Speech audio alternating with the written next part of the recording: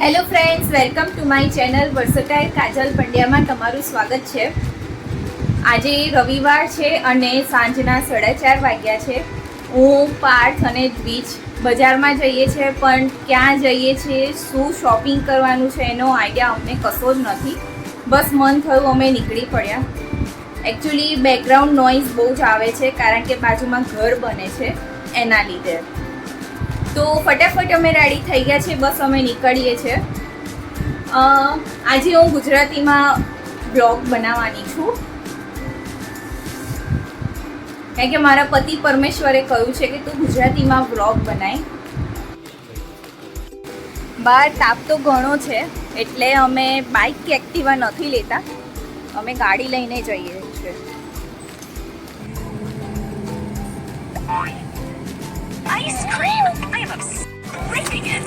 ગાડીમાં તો અમે બેસી ગયા છે, પણ હજુ પણ અમને આઈડિયા નથી કે અમારે ક્યાં જવું છે.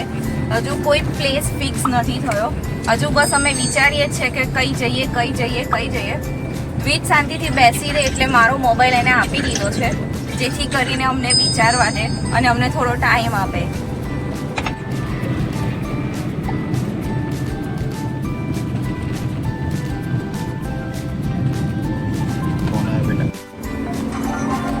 અમે આણંદની બહાર નીકળી ગયા છે અને હવે અમે વિચાર્યું છે કે અમે જઈશું વલાસણ. વલાસણમાં બહુ મોટું અને ફેમસ મંદિર છે. અમે પહેલી વાર જ જઈ રહ્યા છીએ.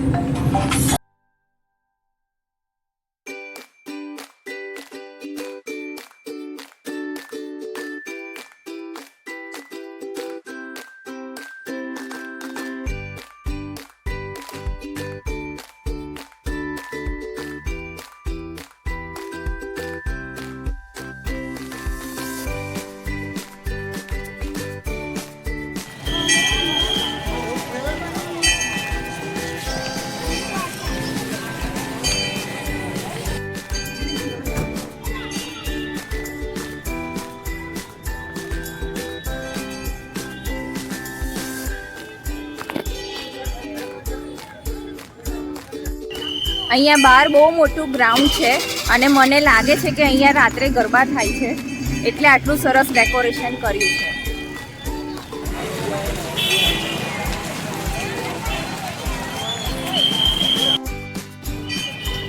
મેલડી માતાનું મોટું મંદિર છે અને અમે મંદિરની અંદર આવી ગયા છીએ. તમે મારી પાછળ જોઈ રહ્યા છો એ મેલડી માતાનું પ્રસાદ કેન્દ્ર છે. ત્યાં તમને શ્રીફળ, ચુંદડી અને પ્રસાદ મળી રહેશે.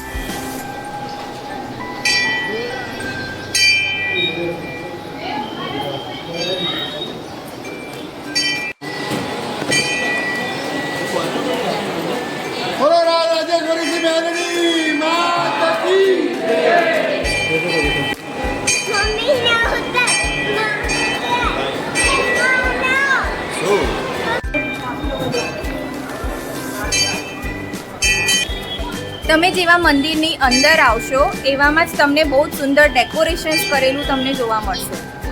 એક બાજુ કાળકા માતાની મૂર્તિ છે અને બીજી બાજુ શંકર ભગવાનની મૂર્તિ છે. અને મંદિર તો બહુ જ સરસ ડેકોરેશન કર્યું છે કારણ કે નવરાત્રી ચાલી રહી છે એના લીધે. મંદિરમાંથી અમે દર્શન કરીને નીકળી ગયા છે. મંદિર તો બહુ જ સરસ છે અને અમે પહેલી વાર આવ્યા તો અમને બહુ જ ગમ્યું. હવે દ્વિજને જમ્પિંગમાં બેસવું છે તો અમે જઈ રહ્યા છીએ ત્યાં. યપી!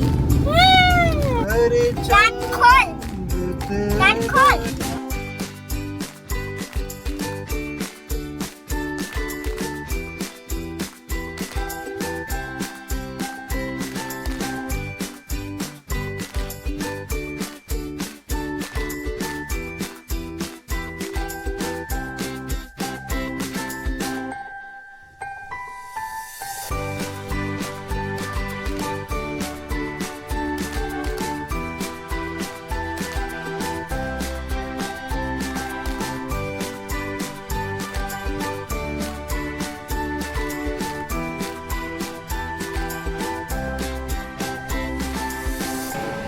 દ્વિજની આ એક બહુ જ ખોટી વાત છે કે જ્યાં જઈએ ત્યાં એવું જ કે મમ્મી ઉચકી લે ને પપ્પા ઉચકી લે ને, એવું થોડી ચાલે. ના ચાલે. ચાલે? હા. કેમ ચાલે? હવે તું મોટો થયો. હવે અમે એના ફેવરેટ પ્લેસ પર આવી ગયા છે. હવે અમે એને છૂટો મૂકી દઈએ છીએ જાનવરની જેમ, અને ઘોડાની જેમ કૂદશે અંદર જમ્પિંગમાં. પાછો જ નહીં આવે. એક લાલચ આપીશું ત્યારે પાછો નીકળશે.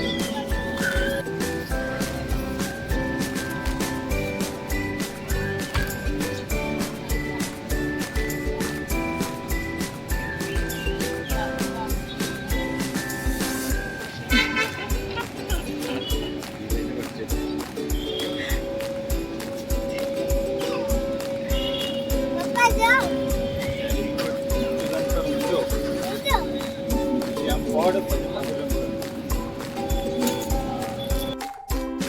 સૌથી વધારે દ્વિજને વાંદરા વેડા શીખવાડવામાં એના પપ્પાનો હાથ છે. એના પપ્પા બહુ જ સરસ રીતે ટ્રેનિંગ આપે છે કે વાંદરું કેવી રીતે કૂદે ને ઘોડો કેવી રીતે કૂદે.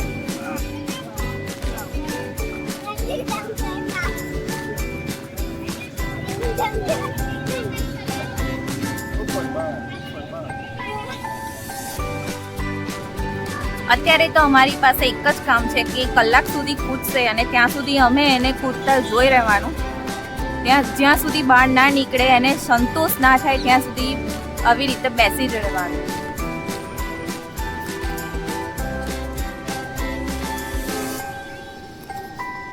હવે મારી સામે જ વન સેન્ટર, ડીમાર્ટ અને ફેશન ફેક્ટરી છે. હવે મારે અંદર નથી જવું. અંદર જઈશ તો ઘણો ખર્ચો થઈ જશે પાર્કનો. ઓલરેડી એમના માથાના વાળ તો ઓછા થઈ ગયા છે. મમ્મા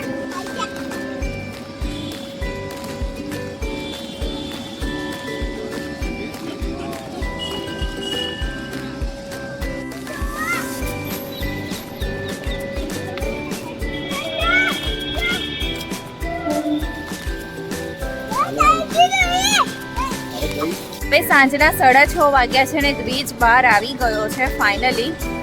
હવે એને ટ્રેન દેખાઈ ગઈ દૂરથી, જે અહીંયા નજીકમાં જ ટ્રેનના પાટા છે, તો એના લીધે તરત બહાર નીકળી ગયો ટ્રેન જોવા માટે. અને ટ્રેન તો એની બહુ જ ફેવરેટ છે. હવે અમે ઘરે જવા માટે નીકળી ગયા છે અને દ્વિજ તો બહુ જ પરસેવાવાળો થઈ ગયો છે. આખી ટી-શર્ટ એની ભીની થઈ ગઈ છે. હવે એને લાગી હશે બહુ જ ભૂખ, કારણ કે કૂદીને થાકી ગયો હશે બરોબરનો. તો હવે અમે રસ્તામાં છે એના ફેવરેટ મંચુરિયન એ અમે લઈ લઈશું, પેક કરાવી લઈશું, જેથી કરીને ઘરે તરત ખાવા માંગે તો એને ખાવાનું મળી જાય.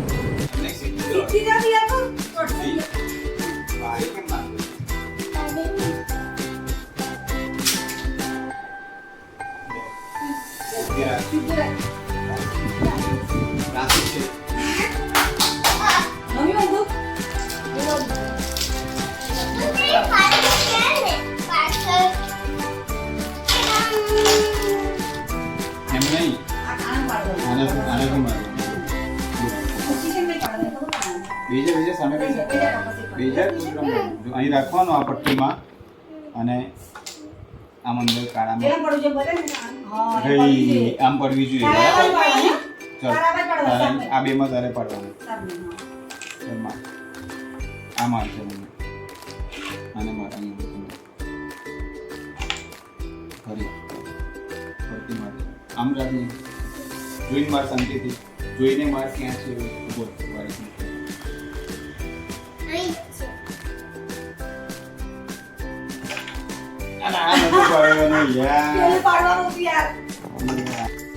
રાતના 8:30 થયા છે અને દ્વિજ બહાર જમવા બેઠો છે.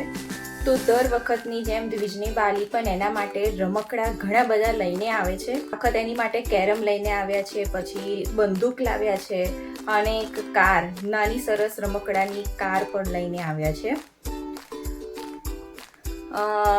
આજે મેં ગુજરાતીમાં વ્લોગ બનાવ્યો એટલે 100% પાર્થે માનતા લીધી હશે, એટલે મને મેલડી માતાના મંદિરે લઈ ગયા હતા દર્શન કરવા માટે કે ફાઇનલી એમ.